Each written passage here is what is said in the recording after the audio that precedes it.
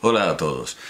Ernesto Castro, que está sacando obra dramática de 3 en 3 como Camón Aznar, tiene siempre la inmensa amabilidad de pedir a su editorial que me regale, que me ofrezca un ejemplar de cada uno de sus libros para que haga la conveniente y oportuna crítica o reseña. Y yo siempre le digo, cuando me avisa de que lo hace, que la editorial está en pleno derecho de hacer lo que el editor de Schopenhauer. Schopenhauer pidió una vez por carta a su editor que le enviara un ejemplar de El mundo como voluntad y representación, porque conocía a alguien que podría divulgar y difundir la noticia del libro, que ya no era noticia porque ya había pasado desde luego un tiempo.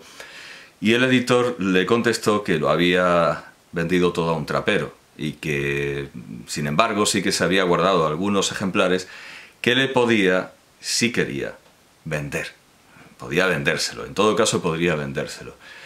Bueno, Ernesto Castro ha sacado un nuevo libro llamado Perictione o de la libertad y me ha dicho que había pedido a su editorial que me lo mandara, pero no me ha llegado. No sé si ha ejercido el derecho del editor de Schopenhauer. Bueno, yo creo que de estas reseñas que he hecho siempre han salido compradores. Eso lo puedo garantizar, siempre han salido compradores.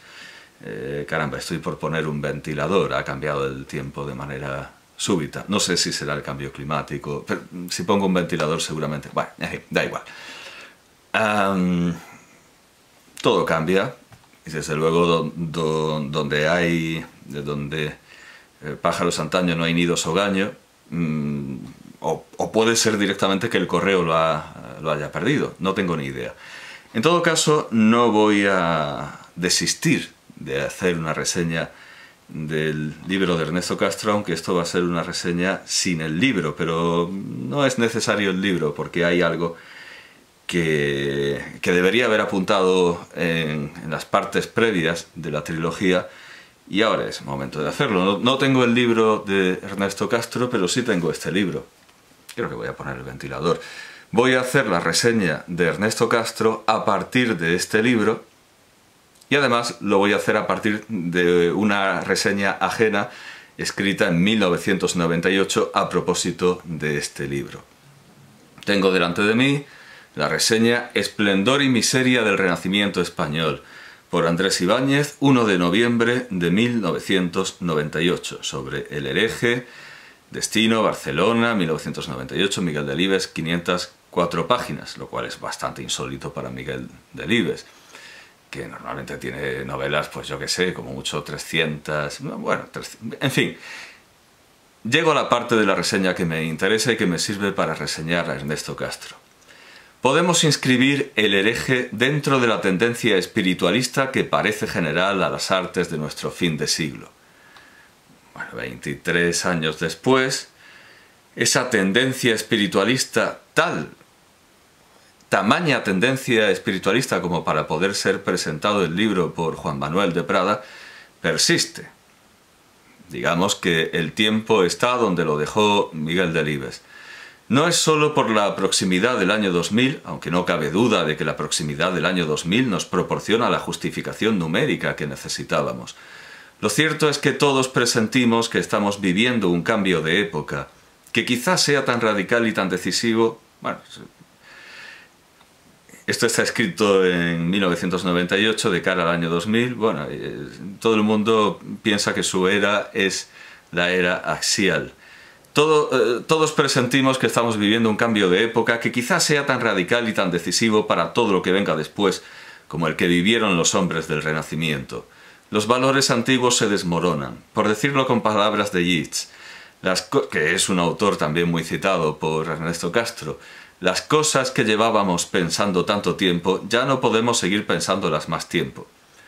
No es difícil, sigue la reseña, establecer un paralelismo entre los tiempos que vivimos y la primera mitad del siglo XVI. Bueno, en realidad con cualquier época como digo, a lo largo de toda la historia los hombres han pensado que su era axial.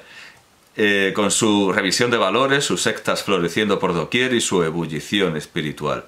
¿Es que hay alguna época de la historia de la humanidad que no haya sido crítica? Sin embargo, sigue diciendo, Delibes no ha querido llevar su historia por el sendero de la discusión espiritual, sino por el de la ética. Sí, esto es un maldito horno. Bueno, suframos por un amigo, sacrifiquémonos. Bueno, y también por no editar el vídeo, que eso también es un valor mío. Sin embargo, Delibes no ha querido llevar su historia por el sendero de la discusión espiritual, sino por el de la ética. Frente a la lujuria de detalles sobre telas, modas, comunicaciones, alimentación, medicina o costumbres diversas con que nos regalan las cuantiosas y acogedoras páginas de El Hereje, la riqueza y variedad de tendencias espirituales del siglo aparece apenas esbozada. El sentido de la fábula de Delibes se orienta más bien al viejo tema del altruismo contra el egoísmo, de la libertad contra la represión. De hecho, sí, esto vale como reseña de Perictione. En El Hereje, España es el país de la Inquisición, ebrio de piras, mazmorras y sanbenitos, de que hablaron Sade, Poe, Maturin y otros románticos. Y Felipe II, en este año precisamente en que los carteles conmemorativos de su centenario le llaman el príncipe del Renacimiento, el monarca que traerá el fuego y el castigo. Por contraste, Cipriano Salcedo, Carlos de Seso y los otros protestantes representan la libertad, la independencia de pensamiento, la conciencia social y, en definitiva, el espíritu moderno y progresista. Pero hacía falta invocar a estas imágenes en blanco y negro, a estas simplificaciones melodramáticas. Bueno, esto también es un tema de nuestro tiempo. Miguel Delibes, negro legendario, como dicen los que dan la batalla cultural desde anfiteatros en los que no hay espectadores o hay espectadores un poco perjudicados. La batalla cultural contra los anglos, lo llaman. Sí, desde luego esta reseña parece escrita 23 años después. Lo cierto, continúa, es que el anacronismo es un ingrediente tan abundante en El Hereje que uno llega a preguntarse si no será intencionado. No solo es anacrónico el lenguaje del narrador, que con sus... Claro, en Ernesto Castro no hay narrador. Son anacrónicos directamente y faltan al decoro los parlamentos de los personajes. No solo es anacrónico el lenguaje del narrador, que con sus referencias a tics, entre comillas, sectores sociales, entre comillas, o a la ley de la gravedad, entre comillas, es claramente del siglo XX, sino también el de los personajes. Casi resulta embarazoso recordar que en el siglo XVI no existían intelectuales, lo pone entre comillas, como lo sería recordar también que la primera persona que utilizó esa palabra en nuestro país fue la condesa de Pardo Bazán, que por cierto fue también la primera que habló de leyenda negra, ya que hablamos de la leyenda negra de Miguel, de la leyenda negra a la que se suma este rojazo de Miguel Delibes. Que aunque la moda haya existido siempre, tampoco existía, entre comillas, el mundo de la moda. Que resulta absurdo pensar que un hombre del siglo XVI le diga a otro que en su elección de esposa existen, entre comillas, cita del libro, factores psicológicos, y que lo que él busca en la dama en cuestión es una sustitución de la figura de la madre, o que el otro hombre, al contestar, y dado que la mujer de la que hablan es de clase baja, le acuse de tener prejuicios burgueses, también cita del libro, con lo cual se produce el curioso fenómeno de ver reunidos a Marx y Freud en el diálogo de unos hidalgos castellanos de tiempos de Carlos V. En otro orden de cosas, no acabamos de explicarnos por qué Juan de Valdés se transforma en la novela en Juan Valdés. Bueno, estaría pensando en el café, ¿no? Esto no es justificable, desde luego. Ni por qué los interlocutores del famoso diálogo de las cosas ocurridas en Roma de Alfonso de Valdés, Lactancio y el Arcediano, se convierten en El Hereje en Latancio, y como nombre propio Arcediano. Bueno, esto ya no tiene motivo, esto ya no es un motivo de queja, porque todavía habría podido poner Arcidiano, Latancio y Arcidiano, que es lo que dice la edición de Rosa Navarro Durán, que por cierto lo editó yo creo como paso previo para intentar convencernos de que el autor del Lazarillo era Juan de Valdés. Pero un momento, Eso es, este diálogo es de Alfonso de Valdés. Es un diálogo sí, quería convencernos de que el Lazarillo era de Alfonso de Valdés, o de Juan de Valdés, o de uno de los Valdés. En todo caso, eso no se sostenía. Resulta, en fin, concluye la reseña, incomprensible que Delibes, que se ha documentado exhaustivamente sobre tantas cosas para escribir su libro, y desde luego Ernesto Castro nos consta, sabemos, y si no, él enseña su biblioteca, sabemos perfectamente que se documenta de manera plenamente exhaustiva sobre todo lo que dice. Es de los pocos, es con el fallecido Fernando Sánchez Dragó, con el ya fenecido Fernando Sánchez Dragó, uno de los pocos, de los únicos críticos literarios de España que se leen enteros los libros de los que hablan, los libros que reseñan. Pues evidentemente Ernesto Castro se documenta exhaustivamente, pero incurre en este mismo anacronismo tan extraño que uno tiene que dar en pensar que es deliberado. Resulta, en fin, incomprensible que Delibes, que se ha documentado exhaustivamente sobre tantas cosas para escribir su libro, haya prestado tan poca atención a la forma de hablar de sus personajes, que en todo momento se expresan, escriben, piensan y ven el mundo como personas de nuestra época.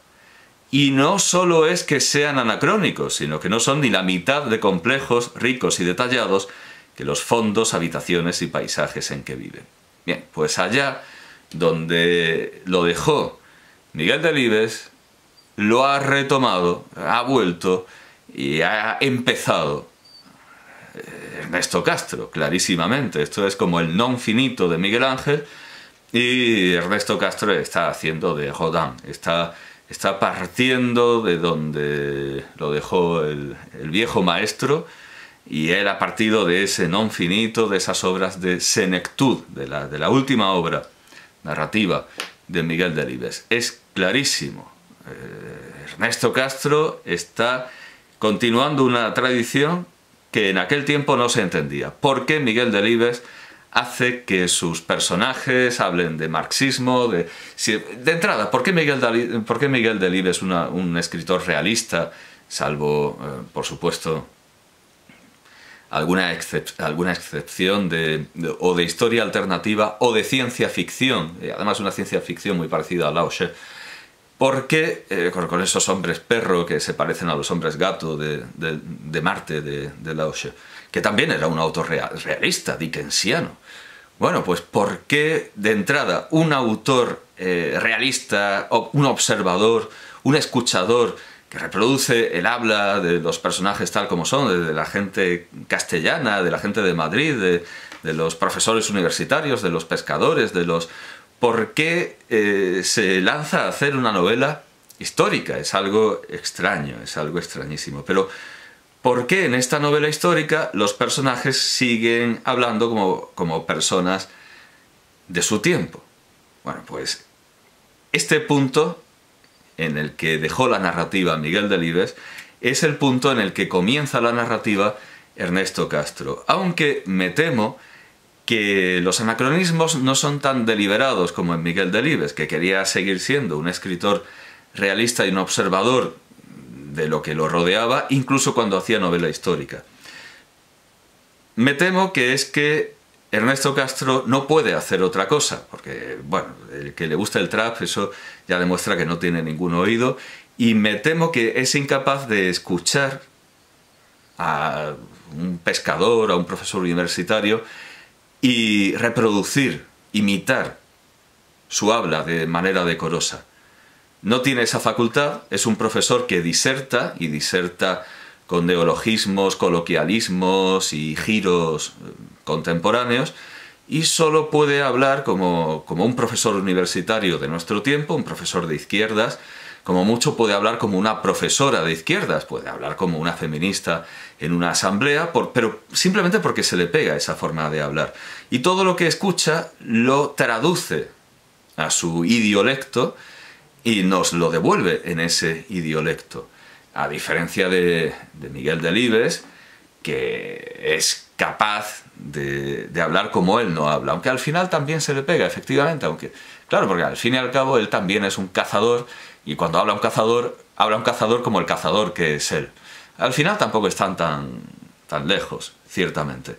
Pero Miguel Delibes es un novelista, maneja la ficción, es un virtuoso de la ficción y puede fingir el habla de un personaje que no es él de manera decorosa. En tanto que me temo que Ernesto Castro es sencillamente por falta de oído por lo que lo hace. Pero en todo caso, sea cual sea la causa, el resultado es que se inscribe en una tradición que dejó abierta Miguel Delibes. Y esto se puede decir de todos los volúmenes de la trilogía, y es algo en lo que han insistido, por supuesto, todos los reseñistas, todos los críticos, porque es algo obvio, estos anacronismos, pero no sé si hasta el día de hoy se ha puesto en relación con la tradición del anacronismo en la última obra narrativa de Miguel Delibes. Así que, aunque no me ha llegado el libro, creo que esto era pertinente y necesario decirlo, y creo que hemos podido hacer la reseña del libro de Ernesto Castro